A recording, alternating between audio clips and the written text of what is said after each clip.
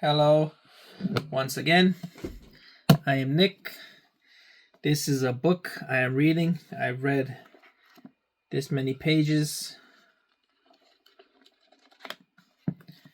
and it's The Legacy of the Drow. And what this book is written by one of my favorite authors, maybe my favorite, other than Sarah J. Maas, which writes the adult fantasy. But that's a little too spicy at times. She wrote like a romance, adult fantasy with fairies having sex and killing each other and being disembodied, and um, it was a bit much. But that's why she's a billionaire, because she writes those kind of books. And this guy writes a nice little story about, he's got like 30 books about this one character that is a dark elf. Now, he's not a white elf, so he faces discrimination. And why do dark elves face discrimination in the fantasy world? Is because of their nature. They're female dominated, so the females rule. They live in the Underdark where they can't see any light.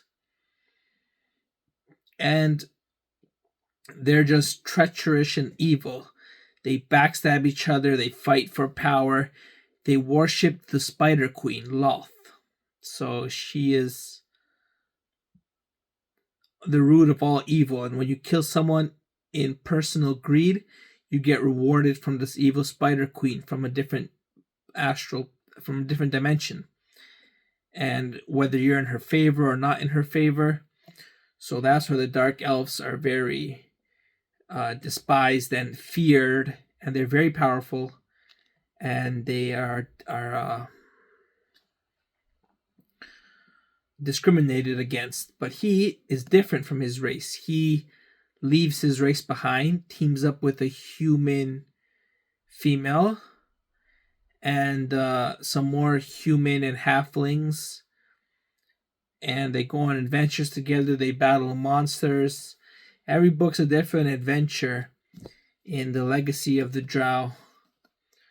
The teamwork, family, hope, discrimination, fitting in, power. So many. He says his favorite thing to do is to write battle scenes, and he is right. Great battle scenes. So many fights. So many fights. And the one thing that why this book resonates with me was when I was a teenager, I read book 2. And in book 2, in book 1, he's so good. His name is Drizzt. Drizzt. And he leaves his race behind. He finds friends. He helps people. He escapes from his race. He travels to the surface world. So he goes on this great enlightening journey. And then in book 2, he just gets all this rage inside of him, and he was trained by the Dark Elves, the Drow. So he grew up trained by the females and everything, and grew up the best, finest swordsman fighter that they've ever known.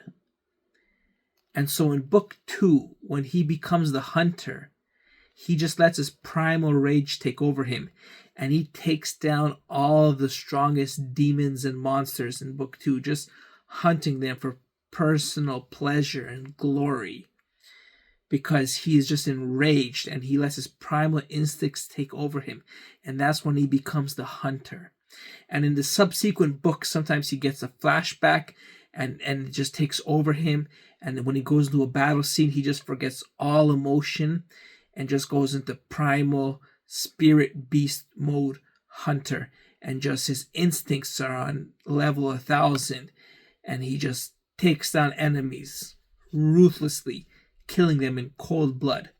And that resonated with me because, like, oh, look at that. Sometimes he's decent, and sometimes he's this alter personality that just becomes the enraged hunter, and no one can stop him. And that kind of resonated with me.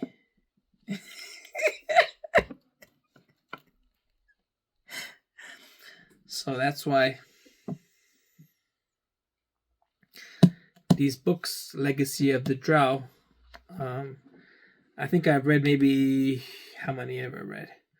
1, 2, 3, 4, 5, 6, maybe 9 or 10 of them I read. See, I have my little, I wrote down stuff over here. Wrote down stuff. And I wrote down more of his works over here. This was before we had computers and internet technology, you know. I had to write down, do my research from Wikipedia, write down the books I want to buy, and then in order, timeline order, and the year that the stuff was happening. And another great thing about this book is what he used to do. I don't know if he still does it anymore. At the beginning of every chapter, it would be Drizzt's journal entry. So he would write in first person form and just write about his feelings and like things that happened and his worries and his philosophies and themes and just the way he feels about his own race and the evil that goes on in the world and how he's coping to not become the person that his family has been and his race is. And so those journal entries are amazing. They're very philosophical and deep and emotional and personal. And so that's what this video is going to be about. This video is going to be about my journal entry into what I see around the world, my journey, my businesses and scientific research and projects that I'm working on, and how they reflect the understanding that I see with the world around us on today's date, November 21st, 2024, heading into the Christmas season of 2024. And what I see in the pop culture and the media and the sports and the politics, what is going on in the world. So this is going to be a personal journal entry on the eve of November 21st, 2024.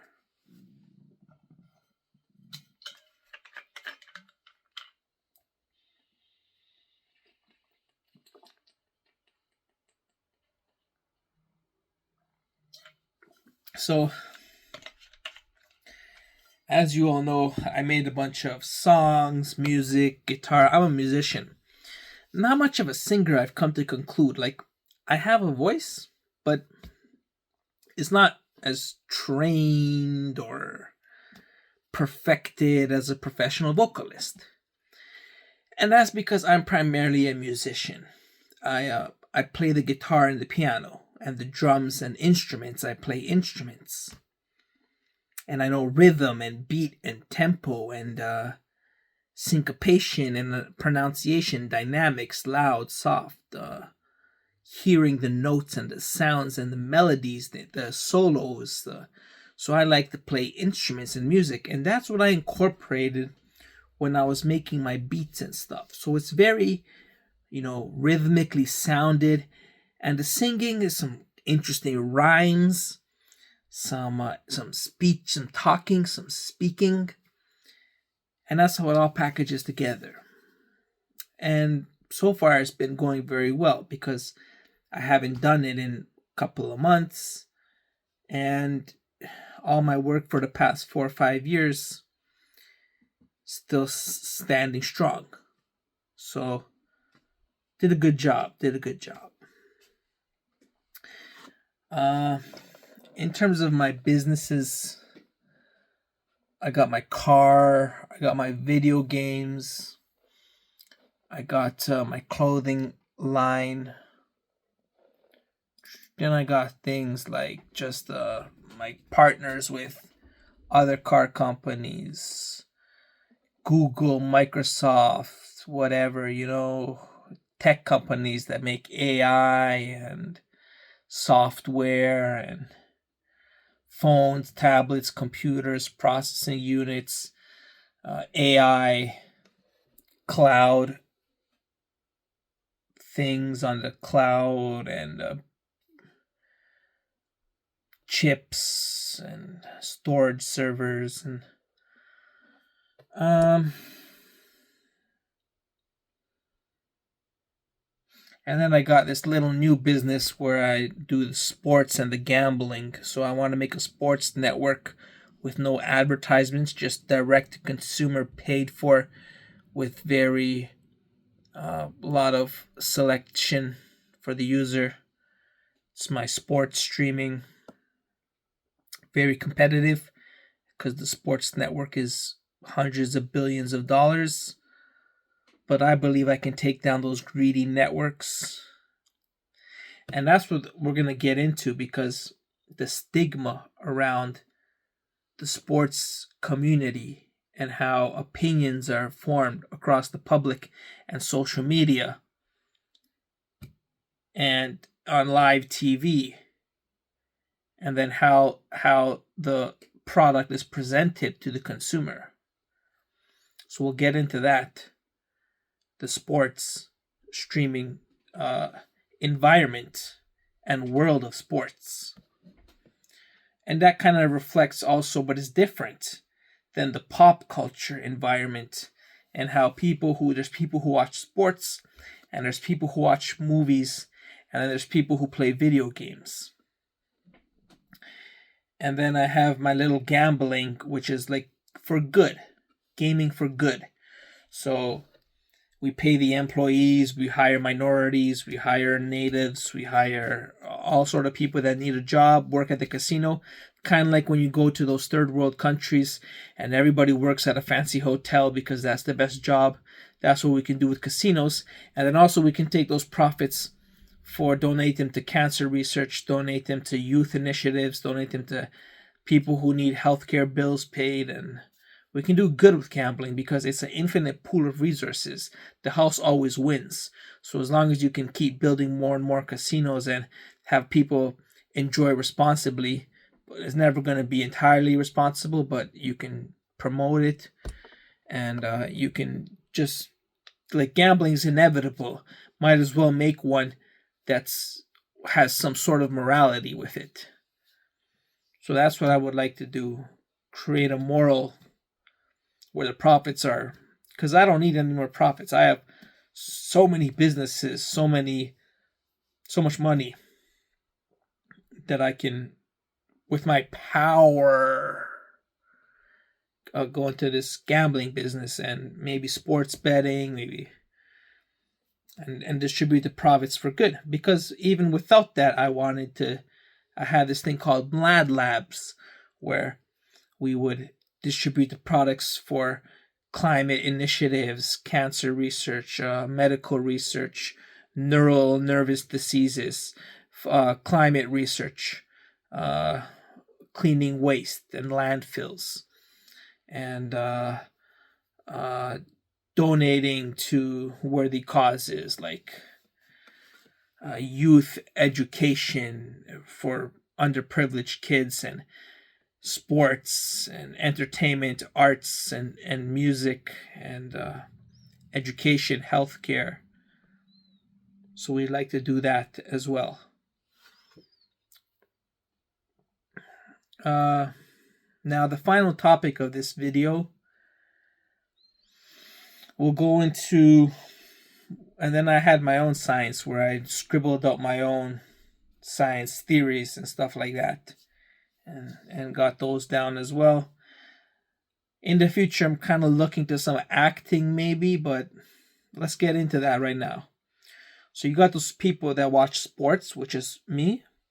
You got those people that play video games, which is me on occasion. And you got those people that watch movies and music in Hollywood and all the award shows, which is me, not too much. And then you got the politics, which is everyone. So what have I seen in politics, sports? media and pop culture, and gaming. They're all different. They're all different. Politics, I feel, is kind of trending in the right direction in the West because there's more discourse about it. More people are involved because Twitter and Instagram and social media and celebrities and everybody today compared to 20 years ago when there was no social media shares more opinions and facts and stories and videos about politics. So more people are informed and more people are discussing politics in the West. Now in other countries like in Asia and Europe and Africa, maybe they don't have that freedom. There's a lot of restrictions on free speech and media. So it's good to protect free speech and media. We need many opinions, unless people are trusting the mainstream news, which is a good and a bad thing because the mainstream news has a standard to be ethical and objective and to present the biggest stories because they get paid to have a big platform. But at the same time, you can't trust everything you see on TV. They're biased, and they've become a lot biased since for a long time in the West. So maybe everywhere the mainstream media is kind of biased. Not everywhere, and like in Serbia, it's not that biased. Like they're one country, so they're biased for their country, but there's no separation within the country like there is in the West, where left and the right is so at war with each other. Literally, you have networks that are on the left, that are on the right, and so politics is more discussed with the social media. And there's no rioting or really like civil wars going on over politics in the West. There is in Africa and in the Middle East and Asia.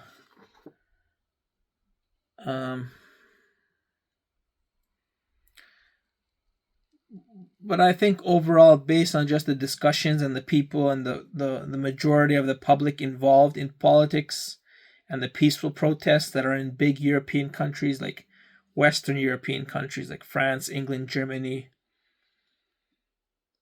Belgium, whatever, and they with the West like Canada and the USA, maybe some Latin American countries or Southern American countries. I think the state of the politics is good. There's not much to say about it because more people are aware and more people can make more informed decisions.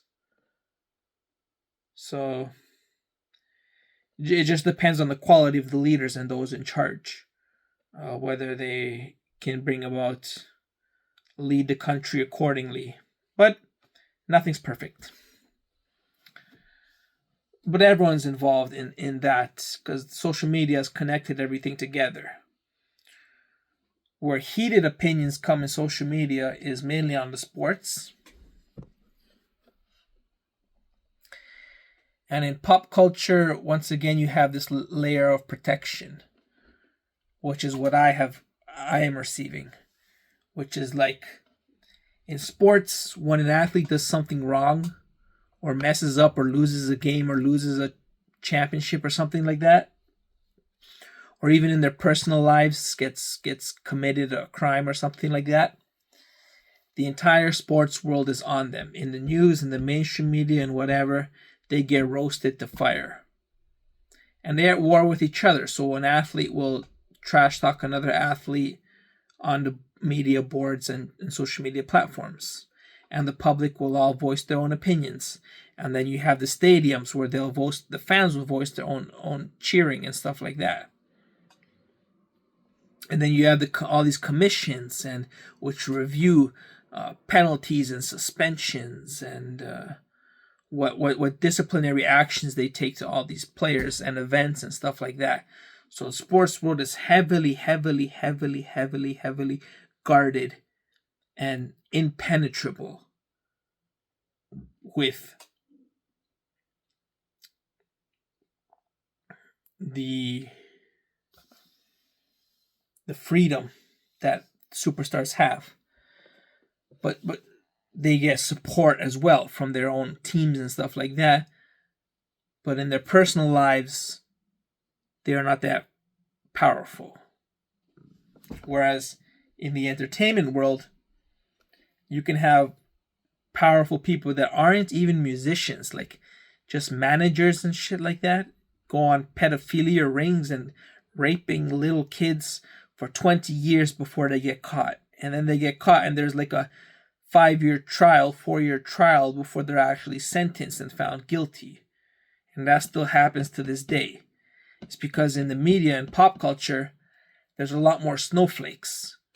Not like the sports world. Sports world is like G.I. Joe, Army veteran, USA. And in pop culture, it's like Princess Daisy, Mickey Mouse. So Princess Daisy, Mickey Mouse is not going to fucking come at you on Twitter, Instagram, and the mainstream media. They're just not going to do it. They're going to listen to the music. They're going to, if they don't like something, they're going to watch a different movie. And they're going to watch the award shows. So like, it's Mickey Mouse, Daisy. So like Will Smith got banned 10 years from the Oscars, and he won an Oscar. He's Oscar champion. And he got banned because a comedian was making fun of his wife's cancer or whatever. And all he did was slap the person. But because it happened on live TV and everyone's a snowflake, they banned my favorite actor from the Oscars for 10 years for pretty much doing what any decent human being has in their right to do. When someone is going to, in front of millions of people, attack your wife for a medical condition, you have a manliness duty to stand up for your woman, which is what he did.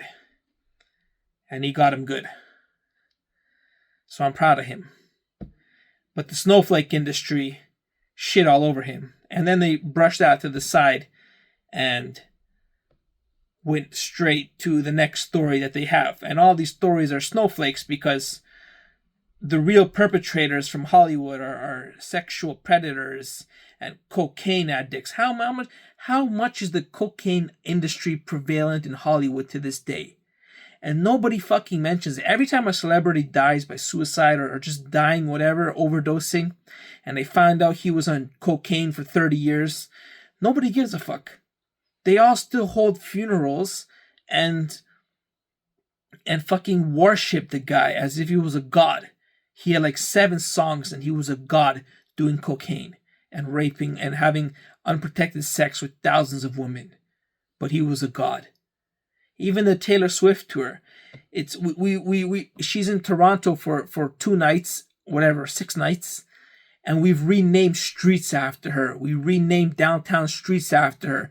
We set up stores selling her merchandise and changing their products to be named after her. And that's on the primetime news as well, that is happening. And the entire city shuts down because she is there. And she fucking sings music for preteen girls. And the stadium is a stadium. It gets sold out for a sports event. It gets sold out for a concert. Why is there special treatment when she's around, but not when the Blue Jays sell out 50,000 for a playoff game? What's the difference? We got construction zone updates about the Taylor Swift Eras Tour. And when the Blue Jays host home games, same time the Raptors and the Leafs play, and there's a BMO TFC game, and there's a fucking another concert going on, nobody gives a hell. But when pop culture, powerful figures take over, it has such a big spread. People could walk around naked on the streets and no one would give a fuck because they're all snowflakes. And that's the state of the entertainment industry, and it's been that way for a long time.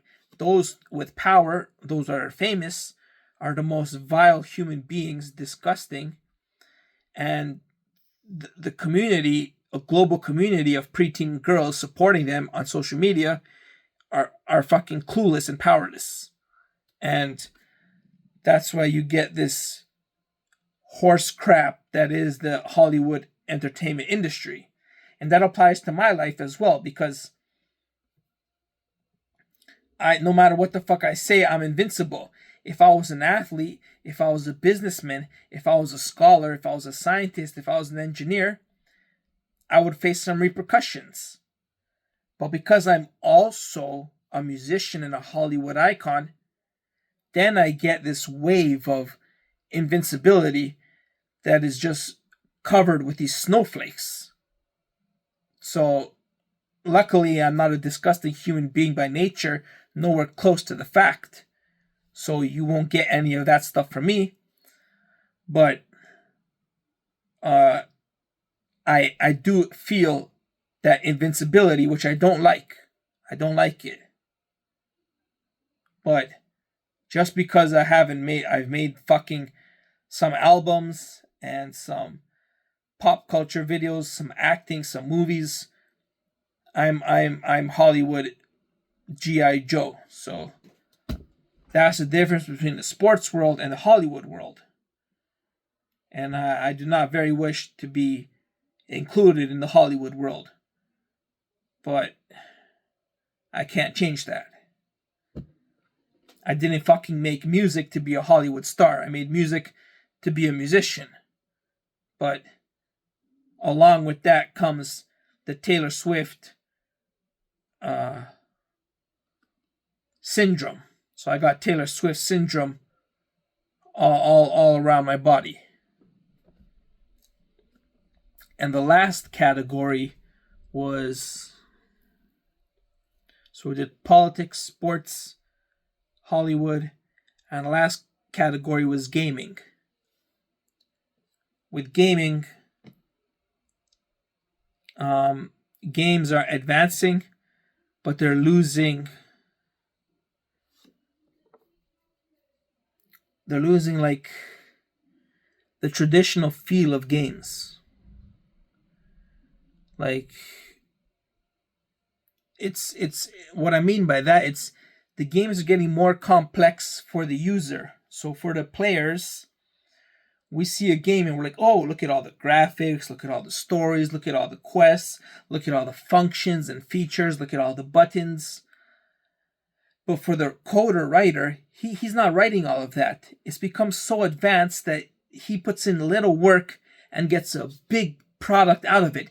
They're not coding in Java and C and C++. They're coding in gaming developer platforms where you fucking type in one line of code and shit shoots out from its ears. So if they're not coding based on traditional principles, they can code some lame ass shit, lazy ass shit, and spits out a Meta Quest 3D goggles version of Batman. So that's what I see in the gaming world. They lose some traditionality, but the product is so shiny with all these bells and whistles that it's saturating the market.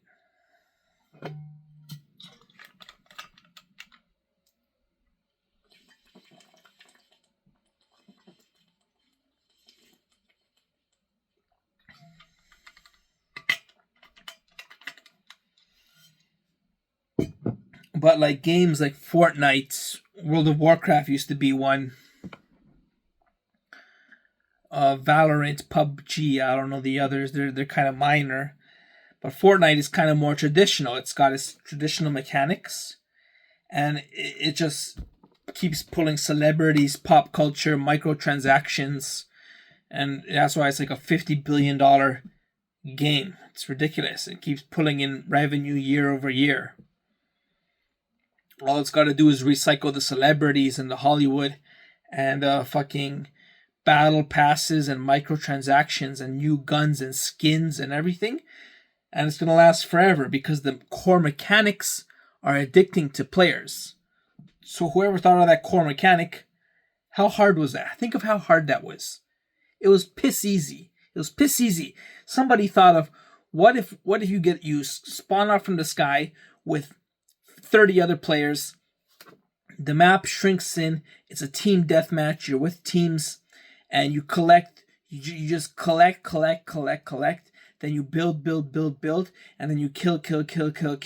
And it's in third person, and it's kind of like Simpsons graphics. Like that's all they had to fucking think about. And with those features, it became a $50 billion game. But they had the core foundations down. That's the way I built my Land of Ahera. I said it's a tiger. I said you got 4 paws. Each paw is dynamically different. You got your hind legs, which control your balance on the ground. You got your front paws for pouncing and attacking. You got your claw teeth and jaw for big damage biting. You can roll around, you can land, you can pounce, you can jump, you drink water to replenish health, you hunt game, you live in a natural African environment, and you go on quests and raise your cubs. Just like that. I thought of all of that, and that's going to be a $100 billion game. So addicting. Because I thought of the core mechanics. So as long as you think of the core mechanics, you got yourself a $50 billion game, $100 billion game. But most games are not like that because they're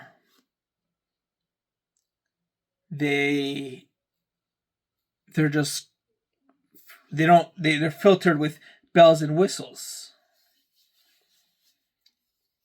So they got all the bells and whistles and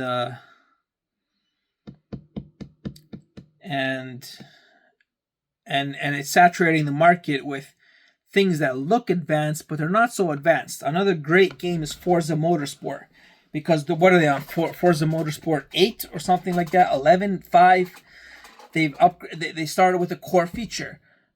Realistic racing game that's also arcade style fun, but very realistic. And they updated it with graphics, control, use all the settings on the car, the terrain, the shifting, the traction, the grip, the speed, the turning, the angling, the control of the car, and they upgraded that so much it's become a near perfect racing game. You got Counter-Strike, which is basically a first-person shooter. It's been around for 30 years. Hasn't changed much except for the graphics, and they're starting to fuck it up because it's becoming too much of bells and whistles, that the older versions are now more enjoyable than the present versions. But hopefully they can maintain it. You got Halo, which again started off with the core dynamics, first-person shooter set in space, so you can jump really high, you can get shields and over shields and unique guns, battle rifles, plasma rifles, first-person shooter set in space, and it lasted for 25 years. Too much bells and whistles fucked it up. So you can improve on the game, but you gotta have the core mechanics down, and then whatever you add to it needs to add. Like Battlefield. Battlefield was the first time we had a big multiplayer map, World War II shooter, vehicles involved. Perfect game. As time went on, it got good copies, and then finally it went to crap and doesn't exist anymore. So you need the core concept down, and you got to protect it because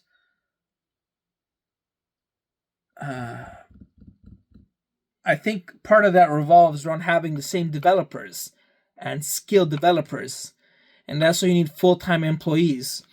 A lot of gaming developers are part-time, and then they just recycle them so that the new ones come and all the old ones are gone, and they don't even know what the fuck they're working with anymore or how it was made in the first place.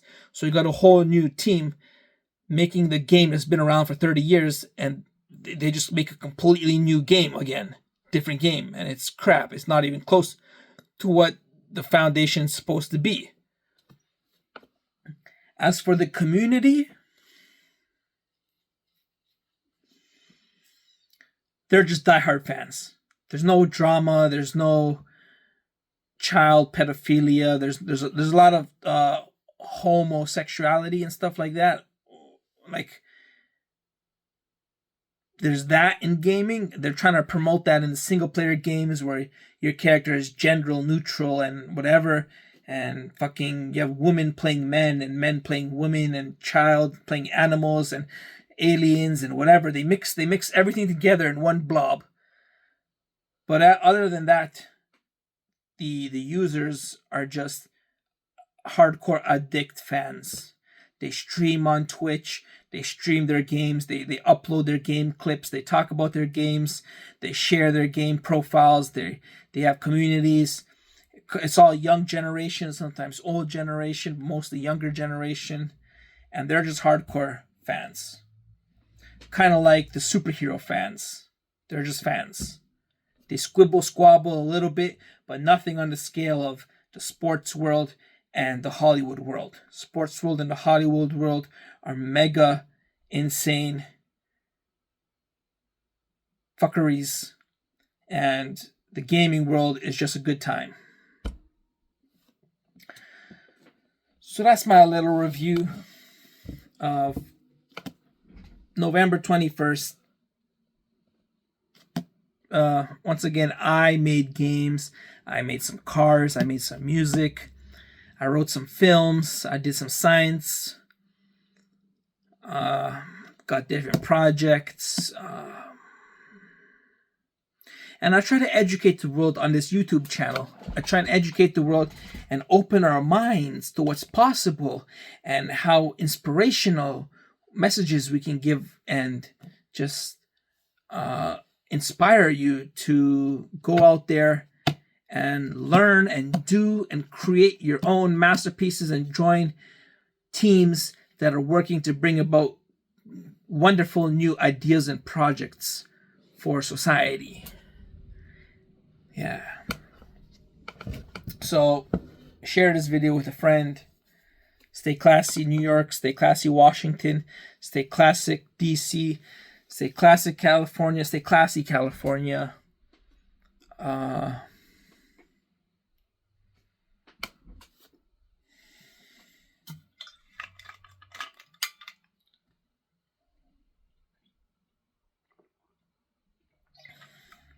It's been a while since we've talked. So that was a little update of coming into the holiday season. What my little journal entry of what I see of the world. The projects I have done, of course, I made some music. And from here on out, just gonna hang out and make more projects. Maybe I make more games. Maybe I make more movies. Maybe I make more science theories. Maybe I make more business documents, depending on what I feel I can do to my abilities and where it is needed. I'm not sure because I live in a bubble, a cocoon, so I don't know what benefit I can provide where most essentially. But I just roam around in the dark, and I've done a pretty good job of organizing all the different areas that I have multifaceted my talents into. So, thumbs up. Until the next time.